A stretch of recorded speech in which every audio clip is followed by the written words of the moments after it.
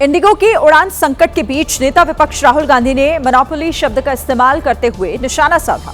अब सवाल यह है कि क्या वाकई में भारत के एविएशन सेक्टर में इंडिगो की मोनोपोली यानी कि एकाधिकार है। चलिए आपको बताते हैं कि देश के एविएशन सेक्टर में किस एयरलाइंस की कितनी हिस्सेदारी है। मौजूदा समय में विवादों में घिरी इंडिगो एयरलाइंस देश की सबसे बड़ी एयरलाइंस कंपनी है, जिसका बाजार के 63% हिस्से पर कब्जा है। दूसरे नंबर पर एयर इंडिया है, जिसका बाजार के 25% हिस्से पर कब्जा है।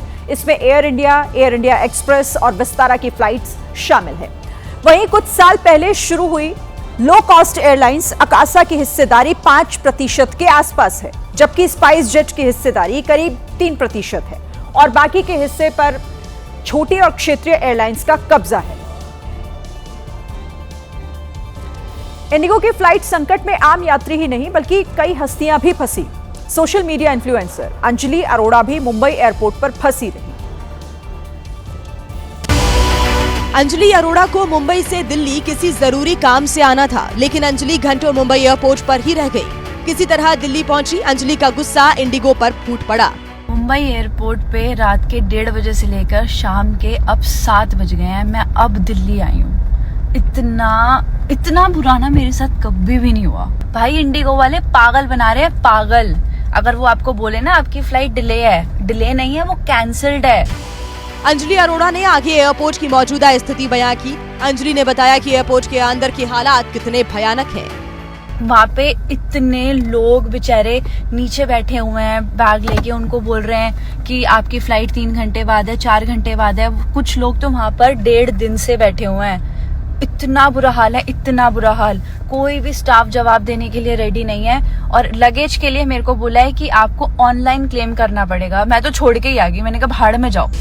अंजलि तो किसी तरह एयर इंडिया की फ्लाइट लेकर दिल्ली आ गई, लेकिन सोचिए उन यात्रियों का क्या हाल होगा जो अभी भी एयरपोर्ट पर फंसे हुए हैं।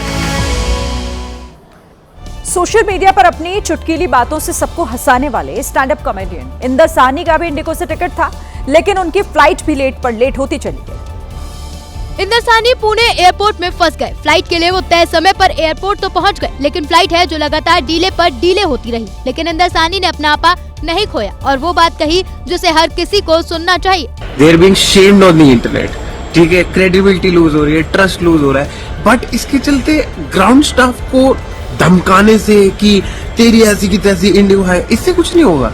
और ऑल्टरनेटिव ऑप्शन है अकासा एयरलाइंस फ्लाई कर लो। बोइंग प्लेन है, उनके पास आउटेज नहीं है उसमें, ठीक है। एयर इंडिया के पास भी कुछ बोइंग प्लेन है। अब आइए एयरबस की दिक्कत क्या करें यार, क्या करें। They are trying to help you only, but लेकिन नहीं हो पा रहा उनसे, उनकी गलती नहीं है। कोई इंडिगो का बंदा जेब में चाबी लेके नहीं बैठा हुआ कि जहाज नहीं जाने दूंगा ताकि रमेश कुमार जो है जो पुणे से दिल्ली ना जा पाए, या मतलब दिल्ली जो भी है वो ना जा पाए। पता नहीं भाई, आता है कुछ ऐसे, कुछ होता है ऊपर नीचे ना, तो थोड़ा सा सामने वाले की भी पोजीशन समझने की कोशिश करिए। अपना उस पर चढ़ मत जाइए टैचा वैचा लेके।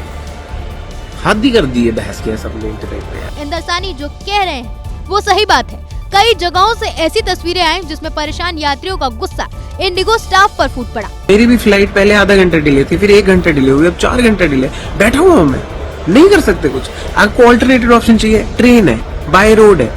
इंडियन रेलवे है ना, बहुत लंबा नेटवर्क है हमारा, बेस्ट रेलवे नेटवर्क, मतलब लॉन्गेस्ट रेलवे नेटवर्क है। बेस्ट तो नहीं है, अभी बन जाएगा बेस्ट। उम्मीद है इंदर साहनी की सलाह लोग मानेंगे और मौजूदा स्थिति में संयम बरतेंगे। इंडिगो संकट के बाद रेलवे ने प्रभावित लोगों की मदद के लिए हाथ आगे बढ़ाया। कई ट्रेनों में कोच की संख्या को बढ़ा दिया गया है।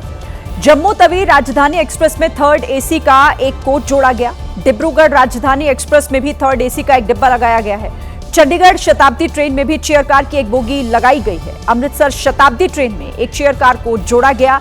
इन सभी ट्रेनों में अप और डाउन दोनों तरफ से एक बोगी ऐड की गई है।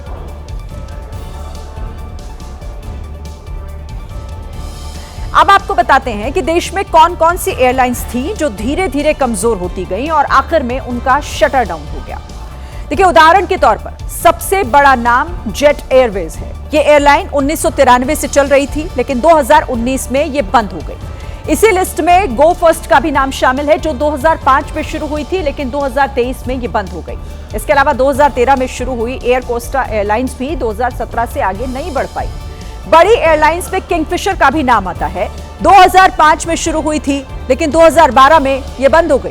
पैरामाउंट एयरवेज की बात करें तो 2005 में शुरू होने वाली ये एयरलाइंस 2010 में ठप पड़ गई। इसी तरह से 2003 में एयरलाइंस मार्केट में उतरने वाली एयर डेक्कन ने 4 साल बाद यानी 2007 में ही उड़ानें बंद कर दी थी। 1993 में सहारा एयरलाइंस की शुरुआत हुई थी। बाद में इसे एयर सहारा के नाम से जाना गया, लेकिन 2007 में इसका कारोबार बंद हो गया।